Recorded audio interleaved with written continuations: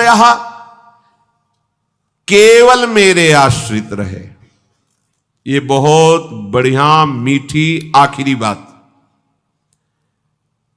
ये जीवन की साधना का फल, ये शब्द मदाश्रया इतना मीठा है, इतना शांति है, इतना आनंद है, बस इसी को समझ नहीं पा रहे तो परेशान हो रहे हैं।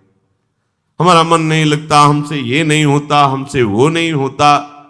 तुम्ही से तो ना, तो तुम छोड़ो अपने को, मदाश्रया, ऐसे हो जाओ प्रभु के आश्रित।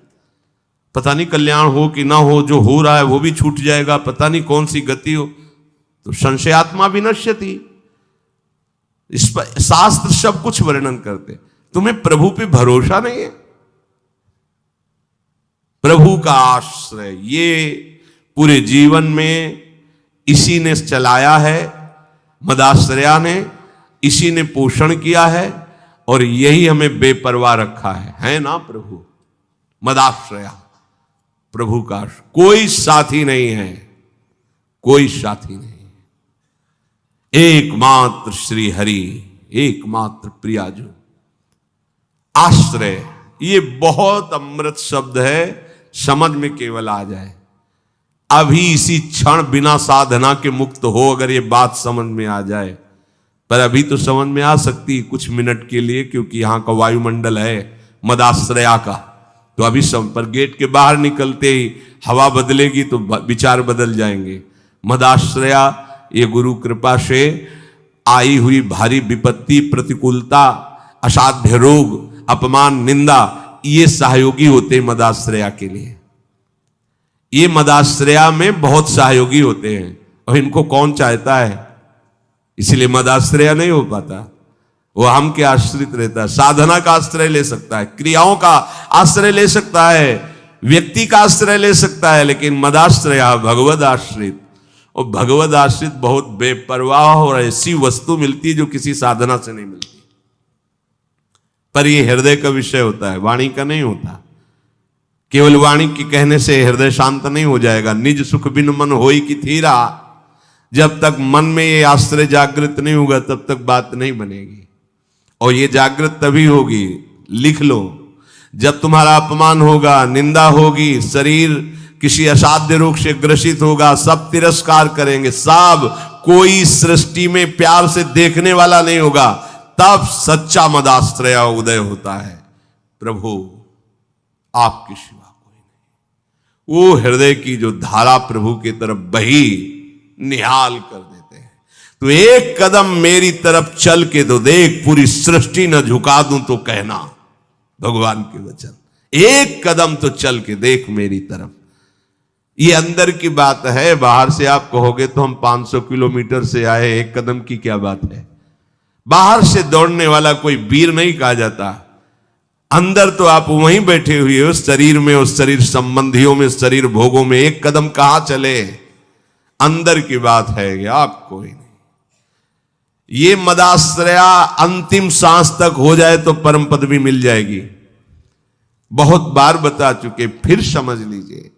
द्रौपदी जी महान भक्ता हैं, भगवान से मिलती हैं, बात करती हैं, पर ये विपत्ति, ये दुख, ये असाध्य रोग, ये अपमान, ये निंदा, ये मदाश्रया को जागृत करता है, दूसरा नहीं, दूसरा नहीं। अभी तक पूर्ण मदाश्रया द्रौपदी जी नहीं थी, क्योंकि जब कर्ण और दुर्योधन के आदेश से दुशासन महल में प्रवेश करता है और बाल पकड़ करके अपवित्र दशा में उनको घसीटते हुए सभा में लाता है, तब एक बार भी नहीं बोली हा श्री कृष्ण। क्यों? अंदर आश्रय है। ऐसे महावीर है कि अगर भीम गदा उठा ले तो त्रिभुवन में सामने उनके टिकने वाला वीर नहीं है। अर्जुन अगर गांडीव चढ़ा ले तो किसी को भी ललकार सकते हैं, भगवत शक्ति से संपन्न है। अगर युधिष्ठिर जी भाला उठा ले तो सामने कोई महावीर भी टिकने वाला नहीं। मेरे 5 पति हैं और सभा में परम धर्मात्मा भीष्म जी विराजमान है, जो महात्मा है। क्या उनके होते हुए ऐसा हो सकता है? द्रोणाचार्य जी हैं, कृपाचार्य जी हैं, बड़े बड़े वीर बैठे हुए। एक बार भी नहीं है कि मेरे श्री कृष्ण हैं। पढ़ के देख लो, व्यास भगवान द्वारा रचित महाभारत, उसका स्वाध्याय किया है पूर्व में। एक बार भी नहीं आया कि मेरा परम प्यारा मित्र श्री कृष्ण है ना, वो बचा लेगा। अगर ऐसा आता तो दुशासन केस में हाथ ही नहीं रख सकता था। विश्वास कीजिए, महल में ही केस नहीं पकड़ सकता था द्रौपदी के। गई सभा में, बड़ा उपहास कर रहा है, कर्ण और दुर्योधन गंदे शब्दों से बोल रहा है। नहीं बोलना चाहिए, ऐसी धर्मात्माओं की सभा में ऐसी महान देवी को ऐसे शब्द नहीं बोलने चाहिए। बड़े अपवित्र शब्द बोले। तब उनकी दृष्टि गई तो पांचों पति सर झुकाए बैठे हैं, कोई देख भी नहीं रहा है। कृपाचार्य, द्रोणाचार्य सदगुरु हैं, पिता की तरह हैं, कोई नहीं बोल रहा। भीष्म जी की तरफ देखा और कहा, मैं केवल इतना पूछना चाहती हूं कि क्या केवल महाराज युधिष्ठिर को अधिकार है मुझे हारने का? क्या यह धर्म है? अगर है तो आप केवल बोल दीजिए, मैं सब कुछ सह जाऊंगी। अगर धर्म नहीं तो मैं समर्थ हूं, हर एक को दंड देने में समर्थ हूं। कान में लग करके गांधारी जी ने बाद में कहा था धृतराष्ट्र से कि होश में हो जा, पूरी सभा को भस्म करने की सामर्थ्य द्रौपदी रखती है, क्योंकि वो महान देवी कोई साधारण मां के गर्भ से पैदा हुई नहीं, यज्ञ से प्रकट हुई है। कहां कोई बात सुनने वाला? खींच रहा है दुशासन, 10,000 हाथियों का बल रखता है। द्रौपदी जी हाथ से पकड़े हुए साड़ी, थक गई। सोचा आप क्या, अभी मदाश्रया नहीं जागृत हुआ, एक बार भी कृष्ण याद नहीं आए, दांत से पकड़ लिया। अब लगा कि अब की बार के झटके में दांत से भी छूट जाएगी। स्वयं छोड़ दिया और कहा, हे गोविंद द्वारिकावासी कृष्ण। सेकंड नहीं लगा, भगवान का वस्त्रावतार हो गया। मदाश्रया सीधे भगवत प्राप्ति। कोई भी कहीं भी कैसे भी मदाश्रया के लिए शर्त नहीं है कि आप किस जन्म, किस कुल में, किस क्या कुछ, कहीं भी हो, कोई भी हो, कैसे भी हो, भगवत प्राप्ति के लिए सिद्ध बात है भगवान का आश्रय। अब जीव आश्रय लेना भी नहीं जानता, इसीलिए सत्संग भगवान देते हैं, साधु महात्माओं का संग देते हैं, जिससे तुम्हारी बुद्धि पवित्र हो और तुम भगवान का आश्रय लो।